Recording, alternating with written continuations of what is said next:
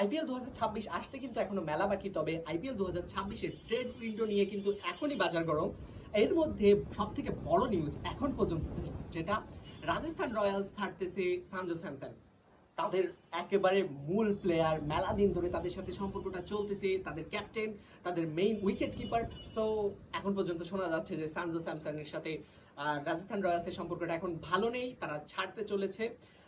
Sanju Samson তার প্রাপ্ত সম্মানটা পাচ্ছে না, তার মতামতের গুরুত্বটা সে অনুভব করছে না, সেক্ষেত্রে সেজন্য সে দলটা ছাড়তে চায়। তবে রাজস্থান রয়্যালসের এখন পর্যন্ত কোনো রকম মন্তব্য পাওয়া যায়নি এ বিষয়ে। তবে তারা সঞ্জু স্যামসনের মতো প্লেয়ারকে অবশ্যই ছাড়তে চায় না, প্রতি বছরই পারফর্ম করে, প্রতি বছরই একজন ক্যাপ্টেন কুল বলা যায়।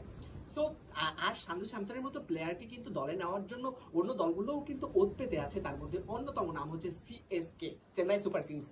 হ্যাঁ, তাদেরকে কিন্তু ধোনির বয়স হয়ে গেছে, ধোনি কিন্তু খুব বেশি দিন আর খেলবে না, সেক্ষেত্রে কিন্তু তার রিপ্লেসমেন্ট একজন দরকার, এমনই একজন ক্যাপ্টেন কুল, ক্যাপ্টেন উইকেট কিপার।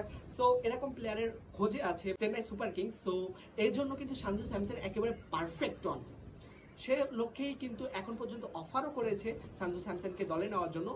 সঞ্জু স্যামসনকে দলে নিতে কমপক্ষে 18 কোটি রুপি খরচ করতে হবে যে কোনো দলের। এটা কিন্তু রাজস্থান রয়্যাল চাচ্ছে না, তার থেকে বেশি দাবি করতেছে, এবং তারা শুধুমাত্র টাকার বিনিময়ে ছাড়তে চায় না সঞ্জু স্যামসনকে। তারা চায় যে আরো একজন প্লেয়ারকে, প্লেয়ার টু প্লেয়ার রিপ্লেসমেন্ট এমনও চায়। তবে সিএসকে এখন পর্যন্ত কোনো রকম প্লেয়ার ছাড়তে নারাজ, সেক্ষেত্রে এই নিয়ে কিন্তু একটা ডিলে এখন পর্যন্ত ফিনান্সিয়ালি কনভেন্স নয় দুই দল। সেক্ষেত্রে দেখা যাক যে পরবর্তীতে কি হয়। তবে তাকে দলে নেওয়ার জন্য আরো একটা দল কিন্তু আছে, কলকাতা নাইট রাইডার্স। তবে কলকাতা নাইট রাইডার্সের মেইন ফোকাস কেএল রাহুল, কারণ তাদের নতুন কোচ হতে পারে অভিষেক নায়ার, সেক্ষেত্রে এটা আশা করা যায়।